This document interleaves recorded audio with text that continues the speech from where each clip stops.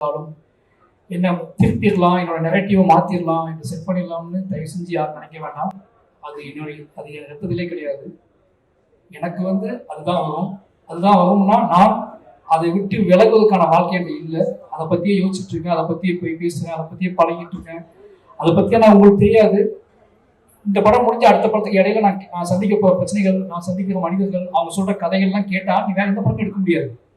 நீங்கள் நினச்சிட்டீங்க ஒரு ஸ்கிரிப்ட் எழுதி முடிச்ச உடனே திருப்பி போய் வேற அழகாக போய் ஒரு ரூம் போட்டு எங்கேயோ கொடைக்கானலையோ ஊட்டிலையோ இல்லை வெளிநாட்டிலேயோ போய் உட்காந்து கதை எழுத ஆரம்பிப்பான்னு நினைப்பீங்க. ஆனால் எங்களுக்கு அப்படி இருக்காது. எங்களுக்கு எப்படி இருக்கும்னா உங்கள் படத்துக்கும் இன்னொரு படத்துக்கும் இடையில நாங்கள் இருப்போம்ல, இடையில இந்த தமிழ் சமூகம் எப்படி இருக்குது, இந்த இந்திய சமூகம் எப்படி இருக்குது, இடையில சந்திக்கிற மனிதர்கள் என்ன சொல்கிறாங்க, அவங்க என்ன பேசுகிறாங்க, அவங்க நம்மளை என்ன எதிர்பார்க்குறாங்க, அவங்க எவ்வளோ அழுகிறாங்க, எவ்வளோ கண்ணீர் செஞ்சுறாங்க, என்ன கேள்வியில் கேட்குறாங்க. நம்ம என் சட்டையை பிடிச்சி கேட்டவங்க நிறைய பேர் இதெல்லாம் எப்போ நீ படம் பண்ணுவேன், இதை என் கதையை நீ எப்போ சொல்லுவேன், உன் கதையை எப்போ சொல்லுவேன்னு சொல்லி சட்டையை பிடிச்சி கேட்டால் நிறைய பேர் எனக்கு தெரியும். எனக்கு ஏன்னா அவ்வளோ கதைகள் இருக்காங்க. திருப்பி நீங்கள் மறுபடியும் என்கிட்ட அந்த நெகட்டிவ் செட் பண்ண ட்ரை பண்ணாதீங்க. நான் ரொம்ப நிலையானவனா இருக்க விரும்புவேன். என்னோட நிலையான தன்மையை யாராலையும் மாற்ற முடியாதுன்னு நினைக்கிறேன். ஒரு வேண்டுகோளாகவே வச்சுக்கிறேன். திருப்பி இந்த கேள்வி நீங்கள் என்னை கேட்பீங்க அப்படின்னா நான் அதுக்கு மௌனம் தான் பதிலாக சொல்லணும்னு நினைக்கிறேன். இனிமேல் இந்த மாதிரி கேள்விக்கு நான் எதிர்கொள்ள மாட்டேன்னு நினைக்கிறேன். பத்திரிகையாளர் ஒரு வேண்டுகோளாக சொல்கிறேன், ஏன் இந்த மாதிரி படம் எடுக்குங்க கேள்வியை இனிமேல் என்னை தவிர்த்துங்க. அது என்னை ரொம்ப பாதிக்குது. மறுபடியும் சொல்கிறேன், எமோஷனலாக சொல்கிறேன். என்னை மட்டும் பாதிக்குது, என்னோட வேலையை பாதிக்குது, என்னோட நெரேட்டிவை பாதிக்குது, என்னோட சிந்தனையை பாதிக்குது. நான் உங்களை நேசிக்கிறேன், உங்களை அன்பு செலுத்துறேன். நான் உங்களை திருப்பி அதே மாதிரி கேள்வி கேட்க முடியும். அந்த கேள்வியை கேட்கக்கூடாது, உங்களுக்கு எனக்கு முகம் வந்துடலாம்னு நினைக்கிறேன். ஏன்னா நான் கூடி வாழ ஆசைப்படக்கூடிய வாழ தான் இருக்கேன். நான் திருப்பி அந்த கேள்வியை நீங்கள் திருப்பி அதை கேட்டீங்க அப்படின்னா நான் இன்னும் அதிகமாக வேலை செய்வேன். ஆனால் உங்களை அவாய்ட் பண்ண ட்ரை பண்ணணும்னு நினைக்கிறேன்.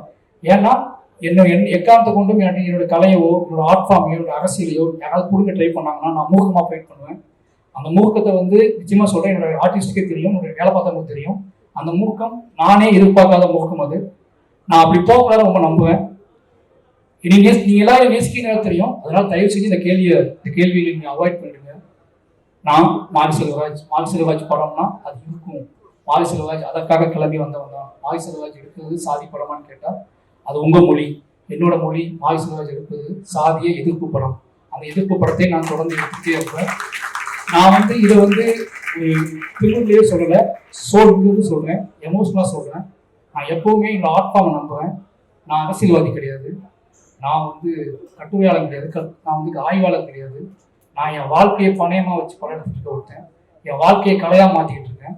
என்னோட கலைக்கு ஒரு வெறி இருக்குது, என்னோட கலைக்கு ஒரு ஆற்றாமை இருக்குது, என் கலைக்கு ஒரு கண்ணீர் இருக்குது, என் கலைக்கு சில கேள்விகள் இருக்குது, என் கலைக்கு ஒரு பயங்கரமான காதல் இருக்குது, சமூகத்தை பற்றி ஒரு காதல் இருக்குது.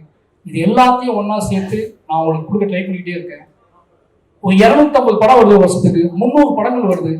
உங்களுக்கு கொண்டாட்டம், உங்களை குதூகலப்படுத்தக்கூடிய படங்கள் எவ்வளவோ வருது. ஒருத்தனை விட்டுருங்க, அவனை ஏன் போட்டு அவனையும் திருப்பி அந்த கூட்டத்தில் போய் தர ட்ரை பண்றீங்க. இனி விட்டுருங்க. நான் உங்களுக்கு பார்க்க பிடிக்கணும்னு பரவாயில்ல, தயவு செஞ்சு நான் உருவாக்கி கஷ்டப்பட்டு கத்துக்கிட்ட என்னோட இவ்வளவு வாழ்வியல் அனுபவத்தை நீங்க முடிவு செய்ய முயற்சி பண்ணாதீங்க. மற்றபடி இதெல்லாம் பண்ணா கூட ஏதோ வகையில நீங்க என்னை ஏற்றுக்கொள்கிறீர்கள் அப்படிங்கிற பெரிய பொறுப்பும் நம்பிக்கையும் எனக்கு இருக்கு. அந்த நம்பிக்கையின் அடிப்படையில் மறுபடியும் இந்த தமிழ் சமூகத்துக்கு முன்னாடி மாரி செல்வராஜாக நான் என் நன்றியை சொல்லிக்கொண்டே இருப்பேன். அந்த பாடலை பாடிக்கொண்டே இருப்பேன். கடைசியாக என்னோட அசிஸ்டன்ட் டீம், என்னோட கேமராஸ்டன் டீம், என்னோட ஒட்டுமொத்த டீம் என்னை பயங்கரமாக உழைச்சிருக்காங்க. அவங்க எப்போவுமே எனக்கு தெரியும் இந்த மாதிரி ஆளுக்கு வேலை பார்க்கறது கஷ்டம்னு சொல்லி, ஆனால் அவங்க நம்பி வேலை பார்த்துருக்காங்க. அவங்க எல்லாத்துக்குமே ரொம்ப நன்றி. இந்த வெற்றி எவ்வளவு சிரிச்சு என்னதான் பண்ணாலும் ரொம்ப எமோஷனலான வெற்றி. எனக்கு நல்லா தெரியும். நானும் துருவும் எப்படி இருக்குன்னு எனக்கு தெரியும். ஏன்னா இது சாத்தியமான எல்லாரும் கண்மொழி எப்படின்னா அந்த முதல் நாள் அவனுக்கு நான் ட்ரைனிங் கொடுக்கும்போது நான் அதை உணர்ந்தேன். இப்படி ஆரம்பிக்கிறோமே, ஏன்னா அவன் அப்படிதான் வந்து அங்கேருந்து வரும்போது இப்படி ஆரம்பிக்கிறோமே, இவங்க எப்படி மாற்ற போக்குவோம், எப்படி நடக்க போகுது, இது சாத்தியமா அப்படிங்கிற பயத்தில் நாங்கள் இருந்தோம். 2 பேத்துக்குள்ளேயும் இருந்த ஒரு வெறி தான் இந்த கதையை பண்ணியே ஆகணும்னு வெறி எனக்கு இருந்துச்சு. சினிமாவை நம்ம யாருன்னு காட்டியே அவனுக்கு வெறி அவனுக்கு இருந்துச்சு. இந்த 2 பேரோட வெறி தான் இந்த படத்தை இத்தனை உழைப்பில் பிடிக்கணும்னு சேர்க்கறதுக்கு ஒரு முக்கியமான காரணமா இருந்துச்சு. எங்களோட உழைப்புங்கிறது நம்ம உழைப்பின் மூலமாகவே வெற்றி பெற வேண்டும்னு ஆசைப்படக்கூடிய ஆளாக நாங்கள் இருக்கோம். எங்கள் உழைப்பின் பாதையை மாற்ற முயற்சிக்காரர்கள் உங்கள் அனைவருக்கும் மறுபடியும் நன்றி. பைசல் ஏற்றுக்கொண்ட அத்தனை மக்களுக்கும் ரொம்ப நன்றி. உங்கள் டீமுக்கு ரொம்ப நன்றி. கடைசியா என்னோட குடும்பத்துக்கு, என்னோட குடும்பம் சொல்லி ஆகணும். நான் பதட்டமான ஒரு வாழ்க்கையிலேயே இருக்கிற மாதிரியான ஒரு தோற்றத்தை அவங்களை கொடுத்துக்கிட்டே இருக்கேன். ஒரு ஒரு சினிமா இயக்குனர் வெற்றி பெற்றதுக்கப்புறம் அது எவ்வளோ பெரிய கொண்டாட்டமாக இருக்கும், அந்த கொண்டாட்டம் எப்படிப்பட்டதாக இருக்கும் அப்படின்னு அவங்க பார்த்துருப்பாங்கல்ல, கேள்விப்பட்டிருப்பாங்க. அப்படி கொண்டாட்டத்தை நான் அவங்க கொடுக்கல. ஏன்னா ஃபோன் வந்தால் பயப்படுவாங்க, நிறைய பேசினா பயப்படுவாங்க. அதுக்கான காரணம் என்னன்னா, ஏதோ ஒரு வகையில் நான் டிஸ்டர்பாகவே இருக்குன்னு நினைப்பாங்க. ஆனால் அவங்கள்ட்ட சொல்லியிருக்கேன், நான் ரொம்ப நிறைவாகவே இருக்கேன். என் மனசுல கடைசி என்ன சொல்றது, நீ எல்லாத்தையும் பேசிட்டேன்னு நினைக்கிறேன், இனிமேல் அவங்க எனக்கு தொந்தரவு பண்ண மாட்டாங்க அப்படின்னு நான் சொல்லிக்கிறேன். அப்போ இன்னொரு முக்கியமான விஷயம், ஒரு விஷயம் நான் வந்து ஏதோ ஒரு இன்டர்வியூ சொல்லும் போது நடந்துச்சு சொன்னாங்க, அது நான் ஏதோ தப்பாக சொல்லிட்டேன்னு சொல்லி. கதாநாயகிகள் கருப்பாக இருக்க கதாநாயகிகளை ஏன் சூஸ் பண்ண மாட்டேங்கிறாங்க என்று கேட்டாங்க. நான் சொல்கிறேன், இது வரைக்கும் எந்த ஆர்டிஸ்ட்டையுமே வந்து அவங்க இந்த கலரில் இருக்காங்க, இவ்வளோ அழகாக இருக்காங்க, நான் எந்த ஆர்டிஸ்டையும் பார்த்ததில்லை. நாங்கள் எல்லாருமே வந்து எப்படி சொல்றதுன்னா, நாங்கள் எல்லாருமே வந்து யார் இதுக்கு முழுசாக உழைப்ப போடுவாங்களோ, யார் அவங்க நம்புவாங்களோ அவங்க கூட தான் நான் வேலை செஞ்சுக்கிட்டே இருக்கேன். அவங்கள்ட்ட தான் நான் வேலை செஞ்சுக்கிட்டே இருக்கேன். இது ஒருவேளை அப்படி நிகழாமல் இருக்குன்னா அதை நிகழ்த்துவதற்கு நாங்கள் ஆசைப்படுறோம். அது அப்படியான ஒரு சினிமாக்குள்ள அப்படியான சாத்தியக்கூறுகள் வரணும்னா அது எங்கள் மூலமாக தான் வரணும்னு நீங்கள் ஆசைப்பட்டீங்கன்னா அதுவும் நடக்கும். அதை நாங்கள் செய்வோம்னு நினைக்கிறேன். அப்படியே அப்புறம் படமே நான் எடுப்பேன். அது ஒருவேளை நான், ஏன்னா உங்களுக்கு நல்லாவே தெரியும், சினிமா வந்து காம்ப்ரமைஸ்க்கு ஒரு இடத்துல இருக்குது. ஏன்னா முதலாளிகள் இருக்காங்க, பட்ஜெட் இருக்குது, பணம் இருக்குது, ஆடியன்ஸோட மனநிலை இருக்குது.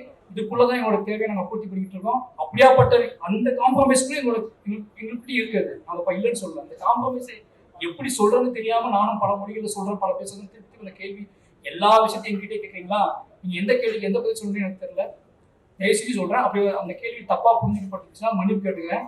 அது எந்த பிரச்சனையும் கிடையாது. ஆனால் ஒருவேளை நீங்கள் அதை விரும்புறீங்க அப்படின்னா, அப்படியான ஒரு சினிமா உங்களுக்கு வேணும் அப்படின்னா, அந்த சினிமாவை எடுப்பதற்காக மாரி செல்வராஜும் பா ரஞ்சித்தும் எல்லாருமே அதை முயற்சி பண்ணிக்கிட்டே இருக்கும். ஏன்னா மக்கள் விரும்பக்கூடிய, மக்கள் சின்ன சின்ன, ஏன்னா எங்ககிட்ட கேள்வி எல்லாமே பிரதான கேள்விகள் கிடையாது.